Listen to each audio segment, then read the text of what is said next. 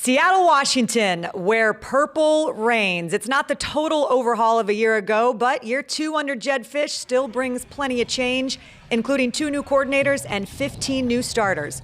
All eyes on Damon Williams, who's got all the tools to be the next great Husky quarterback. Exclusive interviews and analysis coming your way as the Washington edition of the Big Ten Training Camp Tour starts right now.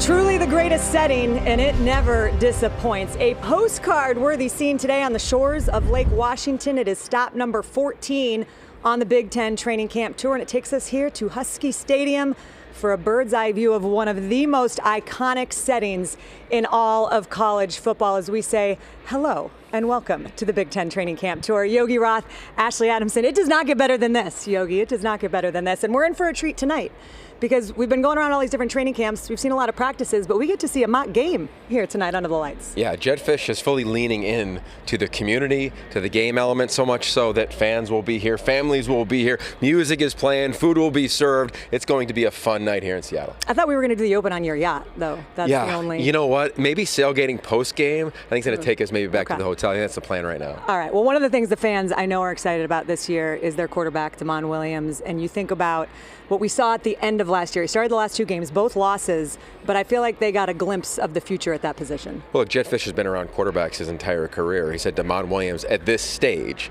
entering his second year in a system, he's further along than any quarterback he's ever been around. And that includes a lot of players that are playing on Sundays. So excited for his development. And after talking to coaches in advance of today, they said he's taken a huge jump in training camp. So we'll get to see that with our own eyes, and a big reason for his excitement should also be Denzel Boston. He is back. He is healthy. This offensive line is retooled. So overall, this offense, it's so far different than what it was a year ago when they only had 7 scholarship offensive linemen. They got 18 tonight. Yeah, and not to mention a guy who can run the ball in Jonah Coleman. We'll be talking to him in just a little bit.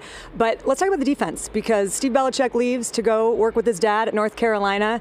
And, you know, Jedd Fisch talked about it. This was the first college stop ever for Steve Belichick. Now he brings in a guy in Ryan Walters, who spent the last 2 years as the head coach at Purdue, who on paper feels like you couldn't have a better resume for what Jedd was looking for. Well, I think when you look at last year, let's just look at the college football playoff and the 4 teams that were in the semifinals. Every single one had a coordinator who was a head coach at some point in their coaching path. Ryan Walters fits that bill. Also, Jedd Fisch, he likes being aggressive defensively. He's that same way as an offensive play caller as the head coach.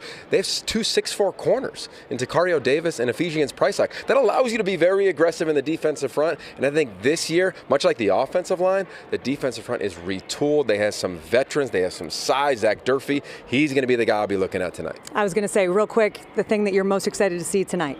I think both lines of scrimmage. Yeah. Also, how fast Buda Alukta. I think he's got a chance to be one of the most surprising players in this league. A transfer from Washington State, playing inside linebacker. And then these running backs, not only Jonah Coleman, but Adam Muhammad and company, how they run the football. They got a new offensive line coach. I think they'll be competitive. That's always what Jedd Fisch has done everywhere he has been. Can they take that next step? Can they jump up into that next tier in the Big Ten? Is something I'll be looking forward to seeing. Yeah, plenty of storylines that we are going to get to throughout the course of the show, but I think we should begin with the guy who Jedd Fisch has dubbed the face of Husky football. Damon Williams spent most of last season backing up Will Rogers until starting the final 2 games, and he really shined in that bowl game against Louisville. He finished the season as the most accurate freshman quarterback in the country, and he did it all behind a patchwork offensive line. Now in year 2, he's got the keys and plenty of playmakers around him. And Damon Williams joining us now with one of those big-time playmakers that he's got next to him, Jonah Coleman, a guy who's ran for 1,000 yards each of the last 2 seasons. And we're here in the 5th quarter room. So, gentlemen, we've got plenty of football to talk, but can we start with this amazing space that we are in and one of the upgrades that Jedd Fisch made when he came here? Jonah, I'll start with you. Tell us about this place and the inspiration. There's a lot of great quotes and really unique different things about this spot. Yeah, so this is our leadership council room, kind of like beyond football. Coach Stepp usually stays up in here, but we have meetings every Thursday, leadership council with Brian Deister, and usually, just talk about, a lot of different things like what kind of leader are you? Do you lead from the front? Do you lead from the back? Or do you lead from the middle? Because everyone has different leadership styles, and, it's a lot of quotes. It's a lot of things that can, pretty much catch your attention, and that's the first meeting that we had. Like, what do you notice about the room? Because it's a lot going on. Like, you have just this gray area, then you have clouds on the floor, and you got different quotes everywhere. So it's just definitely somewhere where you like just open your mind and kind of expand and just think about different things that you wouldn't think on a normal daily basis. So just it's an interesting room. It's a really cool room, and I think you can kind of get lost in it. We did last time we were here. Damon, I got to ask you, I remember watching you at fall camp last year and hearing about how everyone was so excited to see what you brought to the mix. How different, now that and this is your team, you've got the keys, how different does this camp feel compared to a year ago? Yeah, way different. I would say, just being able to test the clubs out and go out there and just play freely and just understand the main goal, get ready for the season and be able to take people under my wing and teach them the offense and get everybody to be on the same page. Okay, so let's talk about being on the same page, because this room, to your point, is amazing. If you just look up, there's goals per position group on the ceiling. On the quarterback slate, one of yours is be a better leader, grow as a leader. How have you done it? Because I think it's a cliche that gets thrown all across quarterback rooms across the country. Yeah, I would say, staying early morning, leaving late night, bringing people in to watch film with me. And especially, I feel like watching film by yourself is great, but watching film with your peers, with your receivers, with your O-line, getting the full chemistry between the whole offense is super important. Okay, and then for you, another one that caught our eye in here is the standards within this team. I think number 10 is have a Marshawn Lynch mentality. Everybody knows what beast mode was like. You're a version of that as a running back. Have you been around Marshawn at all? Have you grown into that type of back in your eyes? I haven't been around Marshawn yet. I'd love to meet him one day. But, yeah, I would say so. Just the physicality that he runs with, is unmatched, It's unmatched. No one runs with that type of, aggression and mentality that, he carries. And, that's why they call him beast mode at the end of the day. And that really means to us, like, just be the more physical team at the end of the day. Like, we're in the Big Ten, man. We have to be physical every week. You have to bring it every week. And I just feel like that's something that we didn't do enough last year, was be physical enough. And, that's definitely something that we took a step in, like, oh, we got to be more physical. We got to be bigger. We got to be faster. We got to be stronger. And that's just something that we, pretty much take in, every day. Jonah, there are two, of all of your amazing stats, there are two numbers that kind of jump out at me. One is your 3.9 GPA, which is maybe the most impressive. But the other number is 0, which is fumbles. Yeah. You have never fumbled in your college career. I think 451 carries. Do you even remember the last time that you fumbled a football? I can't remember, like, not even in high school, honestly, or Little League. My dad was pretty much big on that when I was a little kid, when I was 6 years old when I first started, about, taking care of the ball and, how to switch it to the outside arm when you're running on the sideline and stuff like that. So I feel like the little things like that when I was younger and embodying that was just something that I guess took a toll on me until now, so. Yeah, it's pretty impressive. All right, so, Damon, let's flip it over to you here. You're clearly the leader of this thing. Along with the man sitting beside you, how have you two taken the reins? How are you able to get this team to believe, hey, we're going to take the next step? Because I feel it in your voice. I feel the inflection, like, hey, there's an intensity to this training camp as it's coming to a close. Yeah, I feel just being more outspoken leaders, bringing the team up when you feel like things are right. Always not being the coaches, having to say something. I feel like it means a lot when the players, step out of their way to bring the team together and just be able to speak to them from man to man. Yeah. Damon, I think there's nothing that can make up for experience, actually being out there in the fire. And you got a lot of experience last year in moments in every game, and then obviously you started the last two. I'm curious for you, if you could go back and tell yourself a piece of advice going into training camp last year, what would it be? I would say just stay down, kind of the same mindset I had last year. Just make sure that, never let the moment get too big for you and never think too far ahead. Just take it one day at a time, and, just like that. Yeah. I got to ask real quick for you, because there aren't many head coaches who call plays. Yours is one of them. What's he like when he's talking to you inside your helmet? Because we got a scrimmage tonight we got to watch. Yeah, it's a little crazy, just definitely way different from like high school or anything like that, or being in like a spread offense, that's like signals and stuff like that. So I would say just, being able to master the playbook, master the plays definitely helps so you can reiterate it to the whole team.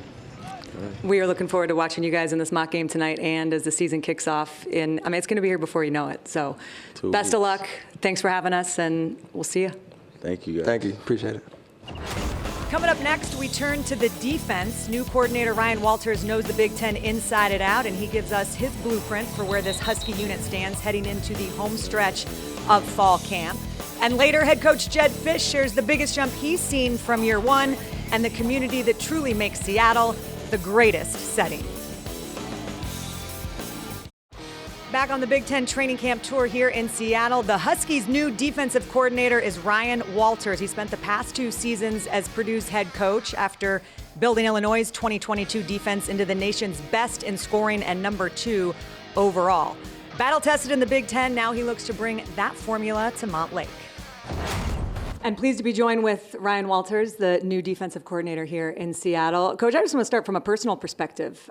You come out here and you get to, going back to kind of what you built your reputation as a defensive-minded guy.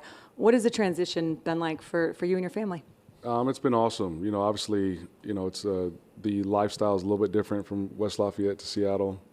Just a lot of things to do out here. Obviously, it's beautiful. Spend a lot of time on the lake this summer. Usually we go on vacations and we're staycations out here. So, Seattle in the summertime I don't know if there's a better place in America. And then, transitioning back to being in a coordinator role, it's good to get back to just football and not having to worry about NIL and all those other things that kind of go unnoticed as a head coach. And so just to be able to dive back into ball and tap into those, creative spaces defensively, it's been awesome. Got a great staff that enjoys the process and cares about the job for the right reasons, and so it's been an easy transition. Was there something, I'm sure there's many things, but that stands out about your experience as a head coach? Has it made you understand being a defensive coordinator in a different way? Do you approach the job any differently? As a defensive coordinator, without having been in that head role, like every play in practice, they can't get a yard, and so you see competitive plays at practice, and you're like, that's good for the team. And so that mindset and just seeing the program in its totality is definitely made your approach a little bit different defensively. Coach Fisch has mentioned many times since you were hired that the final 4 teams last year in the college football playoff all had a coordinator who was a head coach at one point in their career. So I'm curious for you, as being one of those now for this team, how have you and him been able to collaborate with your experience as a head coach and now back as the DC? Yeah, I think I've been a good sounding board for him, just to be able to talk to somebody that's kind of been through sort of what he's going through. And so there are things that we'll discuss and try to come to a final conclusion. Just, the way we practice, how much we're going live, things like that. So it's been good, and Jedd is an awesome person, and I'm learning a lot from him as a coach as well. I think one of the things that we all love about Seattle is these long summer nights. And I think as a defensive coordinator, you love long corners. You got 2 6'4" right. corners. You seem to enjoy an aggressive style of defense. What has Tacrio Davis and Ephesians Prysock done for your defense heading into the season? Yeah, obviously, like you said, they're long, and I've had maybe one of those guys, every once in a while, but to have 2 of them, it allows you to be aggressive at the line of scrimmage. It makes quick game more challenging. Balls down the field more challenging just with that length, and those guys have really done a great job with Coach Rich and fine-tuning their technique at the line of scrimmage and being communicators out there, and both those guys have a lot of playing experience. So that maturity is key and very helpful defensively. When you think about installing your defense and coming into it with a new group, are you catering the speed to the veteran guys or to the younger ones? I kind of have done the install just based on what they're capable of retaining and then moving forward once they kind of get it. And I've been pleasantly surprised with the amount of install that we were able to put in at an early stage, and the recall that they had from springtime just shows the type of work that they put into their craft and understanding our concepts during the summer. So very pleased with where we're at. Obviously, still got 2 weeks to fine-tune some things and add a couple wrinkles, but I'm pleased with where we're at. The Big Ten as well as anybody. Mm-hmm. Coach Fisch has talked often, around the analogy of, well, it's big. You got to be big. Where do you guys head out this year with your front 7 midway through training camp? Yeah, this is probably the deepest I've been up front in my career. There are guys that are capable of being starters at a lot of places, and so to have a healthy rotation and to be able to keep guys fresh up front, I think will pay dividends this fall. What's the biggest thing that needs to happen between now and the opener that you feel like is going to get you to where you want to be? You got to get a couple guys back that are, have some knick-knack injuries. Got to solidify a couple spots. Got some position battles going on. And then just fine-tuning like the situational football and heighten their football IQ in those crunch time moments where games are won or lost. To me, that's where we got to really focus in on these next 2 weeks. We know every moment is precious. We appreciate you taking a few with us, and I'm glad that you're still in the Big Ten. It's good to see you. Yeah, thanks. Glad to be here. Best of luck this season. All right, go Dogs. Next up, a visit from the Huskies head coach, Jedd Fisch. 15 new starters, a true star at quarterback. Hear his plan to put Washington back in the national spotlight.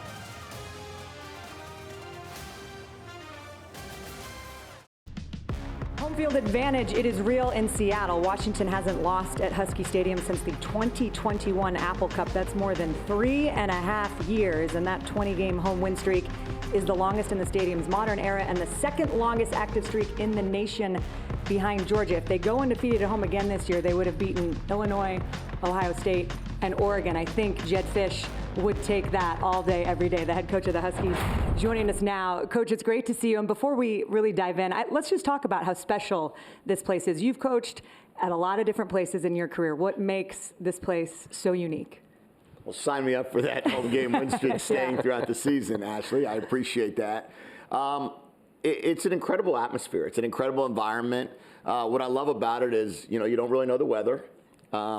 They always, I learned that dog weather is when it starts raining right at that right time and everybody doesn't leave the stands. Everybody comes. It's loud. The way the structure was built, it's just so loud on third down. The energy of our fan base.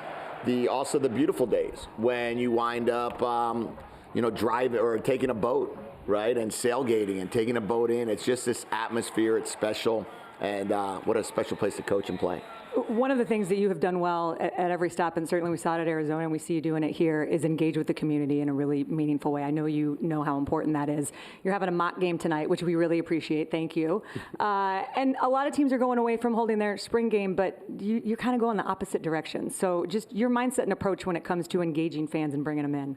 Yeah, I think it's college football, right? Like, we want to engage them. We want them to get to know our guys. We want them to get our guys to be able to see who they're playing for. And also, that's why you join a college community. We had the men's basketball team at our house last week.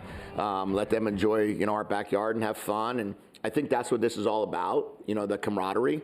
I also believe in this new day and age when real NIL is supposed to be the direction that we're all heading. If that's the case, the community needs to know who they're going to support and who they're going to provide funds for. So the more they can see our guys, the more they can be around the guys, the better. Okay, being around here is a blast. It's here in the spring, just walking through it today.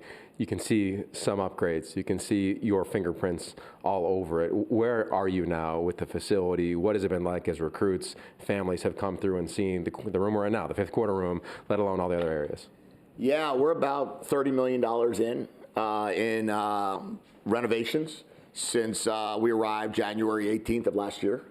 We've been able to really put together a brand new upstairs. The entire recruiting lounge is brand new. All the coaches' offices, the fifth quarter room, all the staff rooms. Put together all new player lounge, hydrotherapy room, brand new weight room. We're right now doing a brand new hype tunnel that'll be ready in about a week.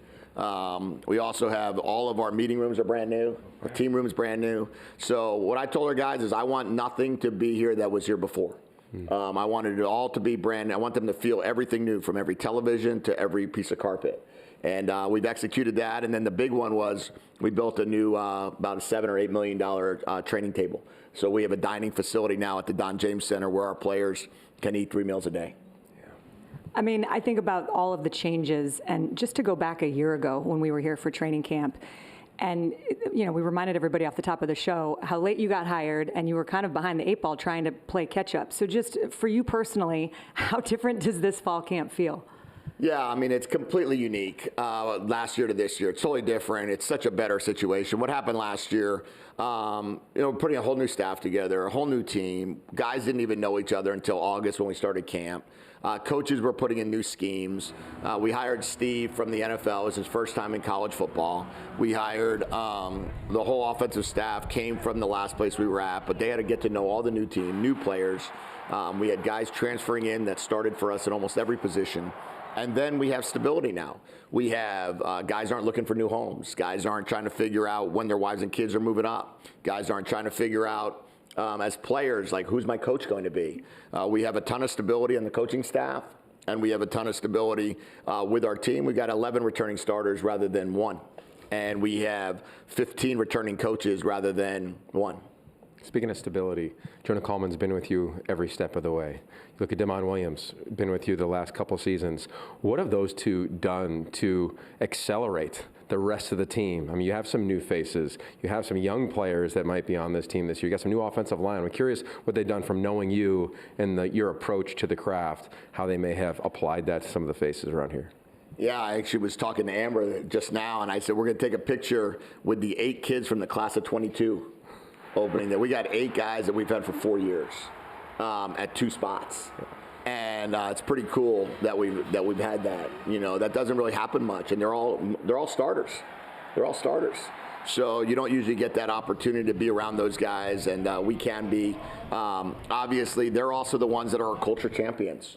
And then you take the 23 class. There's about 15 of them that came, with us, so to speak, that we recruited down there. So you get that group, and you really have Damon and Jonah leading the charge, Jacob Manu on defense, culture-wise leading the charge, Prysock leading the charge, and then guys that have been here that were with the last staff or transferred in, they now know what the expectation and standard are, and it's about having fun. It's about having joy. You compete really hard here. We practice really hard. We tackle. We do all the stuff that I think you should do to get good in football, but we also have a lot of camaraderie.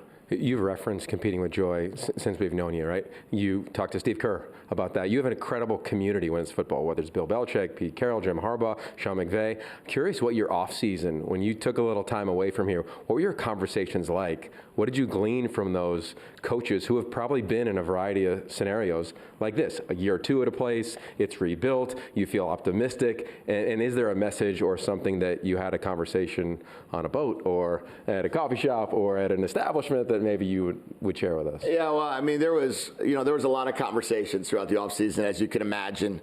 One in which that really for me, we had Sean, we had Mike Shanahan, and we had Chris Shula here for a few days in the offseason. And I spent a lot of time with them. We were out for dinner downtown Bellevue. And the more we just talked, the more the reminder was just be the authentic you. You just be what you believe in the most. And the players, the longer they're with you, the more they'll believe right there with you. And then we talked a lot about, the philosophies that Sean's using, the acronyms he's using, what we're using, how we're mixing it. And we decided this season we were going to go with winning starts within. And it's within our locker room. It's within yourself. It's within your position room.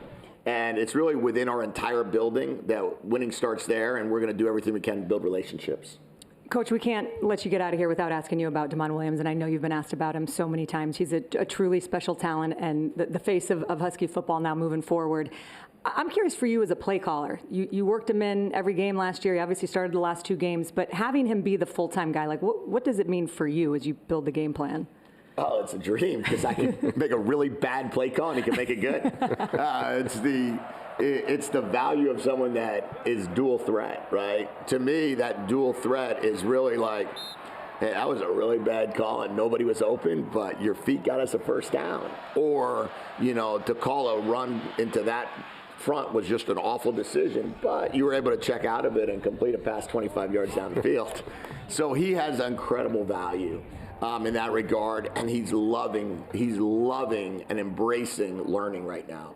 And boy, he's been a treat this whole training camp. I love the way he's playing. He's getting better every day, and he's a dream to coach. Yeah, great players make great coaches. So thank you for your time. We're looking forward to the game tonight, and best of luck this season. Thank you. Great to have you guys here. Once teammates at Arizona, now reunited in Washington. A conversation with Ephesians Prysock and Tacrio Davis, the Huskies' twin towers, who call themselves mirror images. That's coming up next on the Training Camp Show. Don't go anywhere.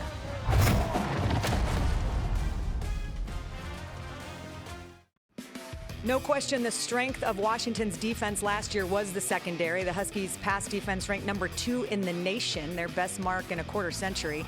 Defensive backs coach John Richardson doing a terrific job, and given the talent he's got this year, the Dogs should be stout on the back end once again.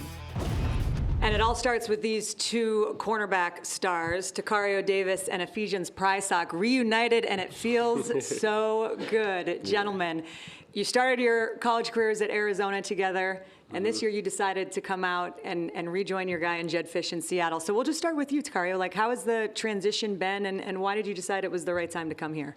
I just say everything's been going good.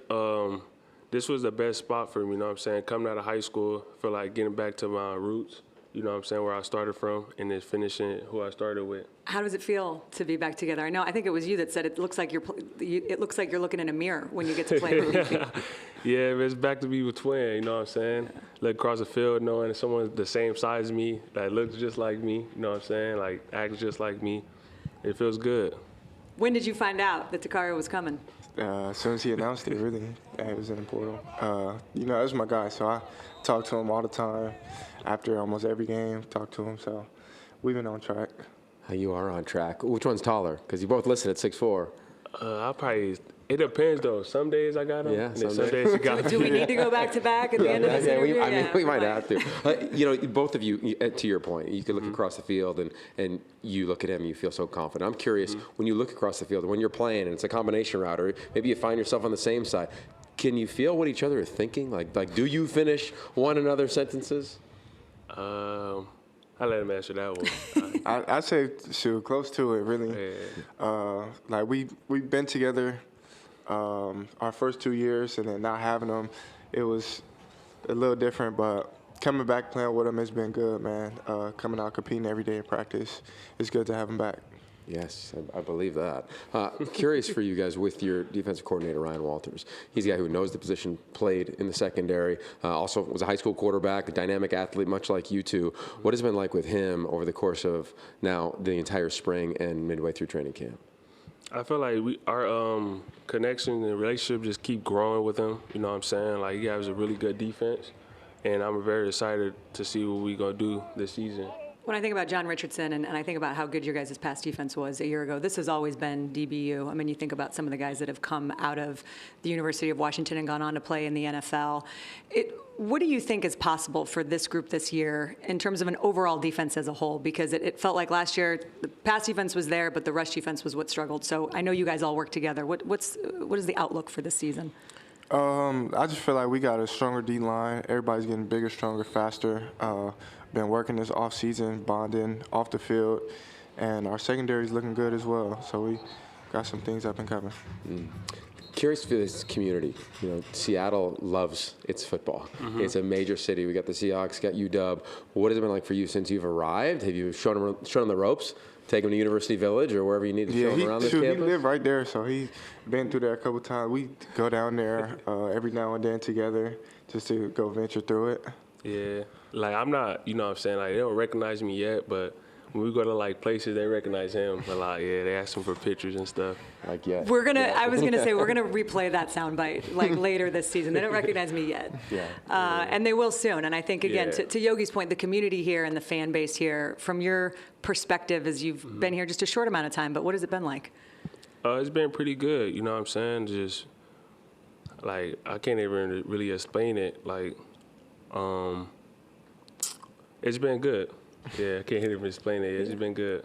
All right, one last thing, and then we'll let you guys go. Everybody's talking about Damon Williams and what a special talent he is. You guys get to see him in practice every day. What is his unique trait? All I say, he the truth. Yeah, he the truth for sure. Confident, very unique. He could run and he could throw, and he's smart too. That's a trifecta. Anything you'd add to that? I say, but having us both out there, we give him a lot of challenges. So he got to be perfect every time he go against us. You know, I got to say, being in this room, like, I feel like so many of these phrases, you're trying to speak things into existence. Right above us is the cornerback plate where you got to write who you are, what you want to do, what your goals are. Both of you wrote down being All-American. Like, I'd imagine you can imagine a world with 2 All-American corners. And if any team has that, I feel like they're going to take a pretty strong run with the chance to get to the postseason. Is that something that you two talk about, or just something that you wrote? I feel like we talk about it, but we also got to work, you know what I'm saying? Like, because talk is cheap, you know what I'm saying? Just keep working towards that and keep pushing and striving for that. Let your play do the talking. Yeah. All right, gentlemen, thank you so much. We appreciate your time, and we're looking forward to watching you in the game tonight and on August 30th against Colorado State. Appreciate you. And as we take a closer look at some of the numbers from last year, Husky fans happy to hear those two guys talk about the talent and progress of the defensive line, because stopping the run was the Achilles heel for the Dogs in 2024. They were actually dead last in the Big Ten in sack differential, highlighting some of the issues they had in the trenches on both sides, which was obviously a major focus for Jedd Fisch in the offseason. And Yogi, I think we all know how hard it is to win consistently in the Big Ten without a staunch run defense. So let's talk about these Washington Huskies, because that was, of course, as we just saw in the numbers, the biggest issue last year. They couldn't really stop anyone up front. From what you saw in the scrimmage tonight, or the mock game, what stood out to you about those guys up front? Well, I think it's important to set context for that scrimmage mock game. There are a couple thousand fans here tonight, so they're not going to run exotic fronts, exotic stunts, exotic blitzes. It's pretty vanilla to me what we saw tonight. But what did we see? And I'll just stand at the line of scrimmage. Is their physical push different than a year ago? I would say yes.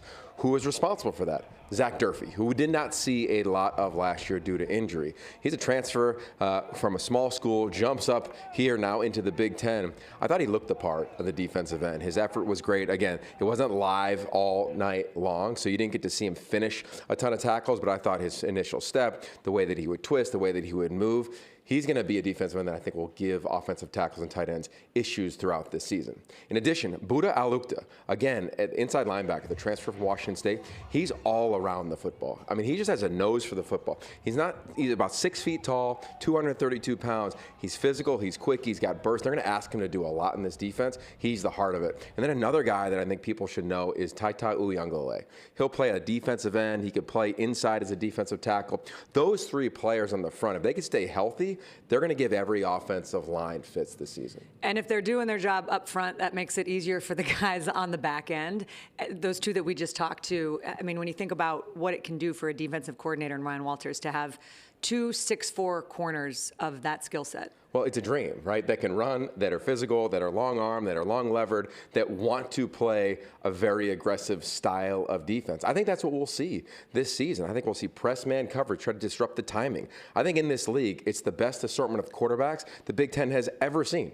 I mean, definitely in the last 10, 15 years. I think top to bottom, it's just upgraded. So if you can play press man, if you can change up the timing, the throws, the routes, can you get a deflection? Can you get a turnover? If UW can do that, they're going to be in tight games again this season. Remember, over 30 games, I think it was 31 games last year, were 1-score games in conference play. Washington was in a few of those. Can they get a couple turnovers? They need to improve there. They get a little pass rush, play some press coverage in the back end, bring some pressures. We know Ryan Walters will do that as an aggressive play caller on that side of the ball. They'll have a chance to get back to a bowl game, and I think that's the floor for this team, and the defense is the reason why. It does feel like the floor has come way up in year 2. And we saw Jedd Fisch at Arizona. There was a huge jump from year 1 to year 2, and so obviously they're hoping the same thing happens here in Seattle.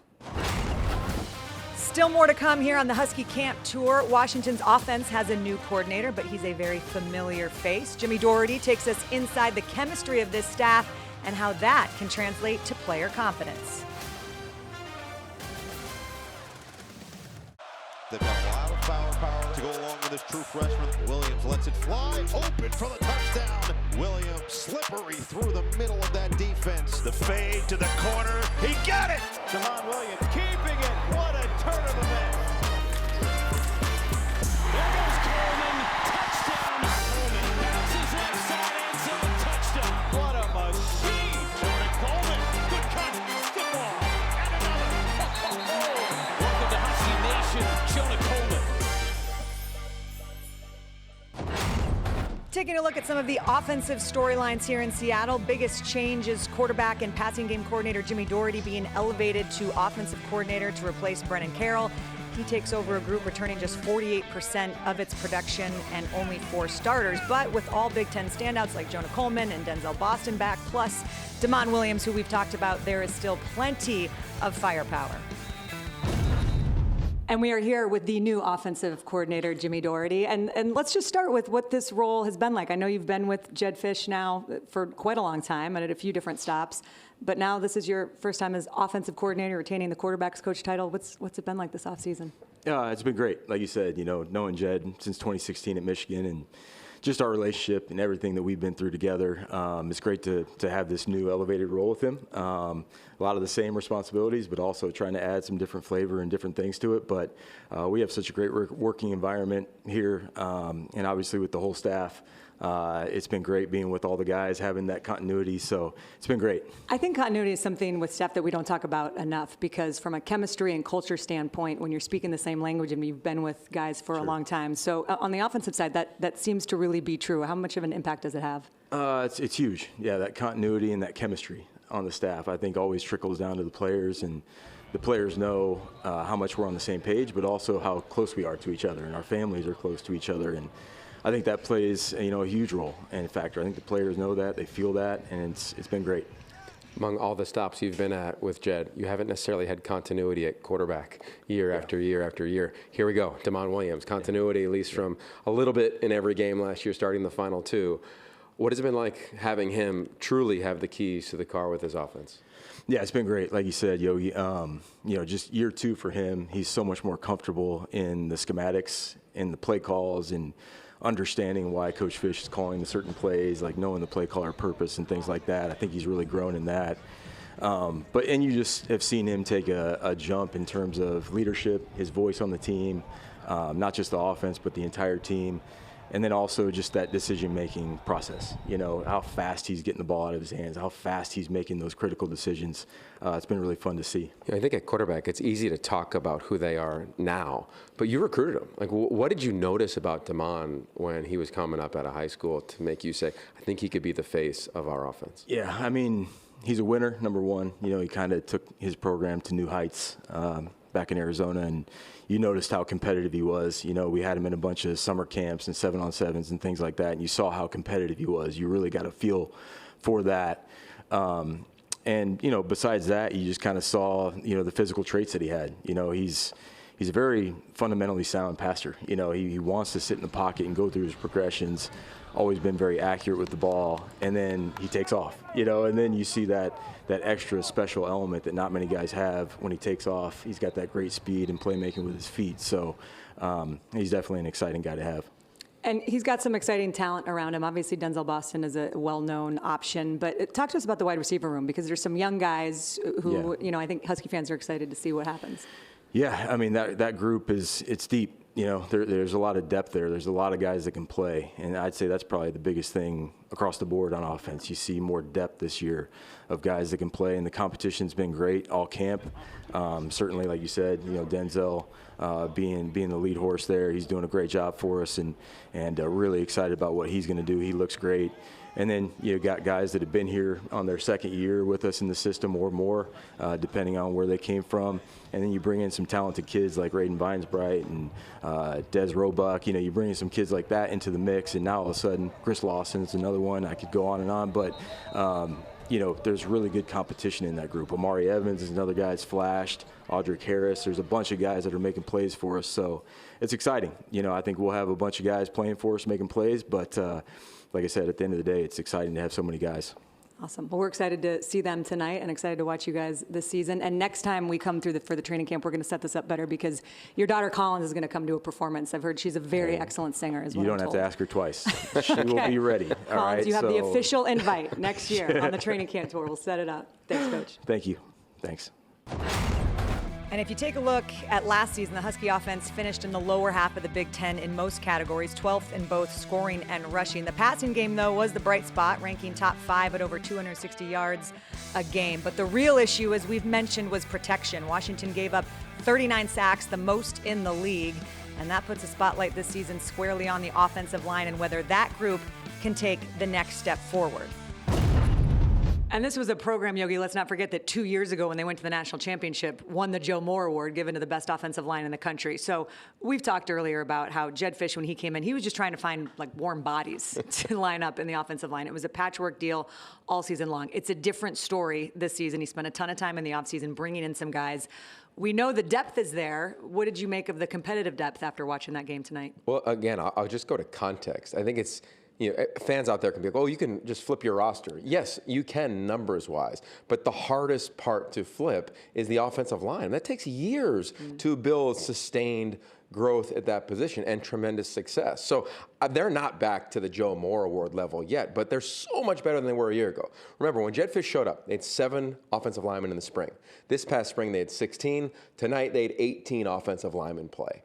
I think they have easily a first group that's really competitive. They want to get to 7 or 8. I think they feel like they have that. Carter Willis will be the anchor at the left tackle position. So they feel pretty good about that. What helps you feel good about that is when you have Jonah Coleman in the backfield, right? You're going to cause teams to try to take away him. They're going to stack the box. They're going to force Damon Williams to run. No problem. Or force him to throw. I think he's got the ability to do that. They have Denzel Boston, a true number 1 wide receiver. So they don't have to be perfect because they have elite skill at running back, at wide out, and even tight end at Decker DeGraff. He was pretty impressive tonight as well. The holes don't need to be that big for Jonah Coleman to get loose. And we saw him get loose tonight on a big play. Oh, yes, yeah. I'm telling you, as many ways as Jedd Fisch can get him the ball creatively, he will. We saw it in the spring. We saw it tonight. He threw a pass. He ran. He took a kickoff return to the house. He caught a pass out of the backfield. He's so talented. He's in the best shape of his career. Expect him to be an All-American candidate. I think he's one of the best backs in America and should be talked about like that. Yeah, he's always had confidence, but it feels like it's oozing from him right now. Keeping Damon Williams upright is very important. Obviously, talk about the offensive line and what they can do there.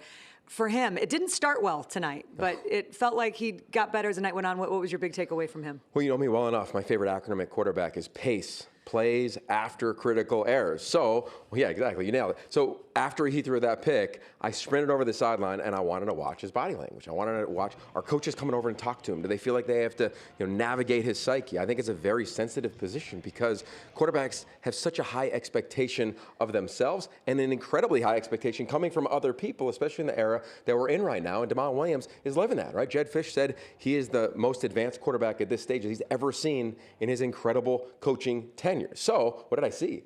I saw the guy was really steady. I didn't see him flinch at all. And then the next drive, layered the ball.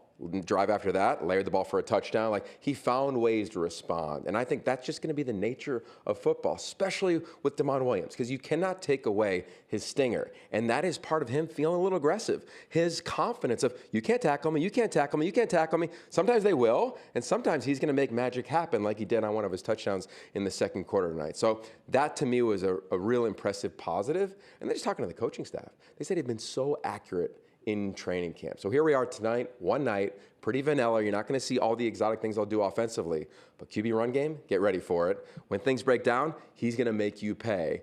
And I think he'll just continue to grow as the season evolves. I love what Jedd Fisch said about how it makes him a better play caller. He said, I can call a bad play, and he's going to turn it into a good one. Yeah, no question. He is one of the reasons why Husky fans are feeling pretty good and excited headed into 2025. Some final thoughts from Seattle coming up next. Yogi shares his biggest takeaways from a day with the Huskies, and we'll break down a schedule that includes 3 preseason top 15 opponents coming to Husky Stadium.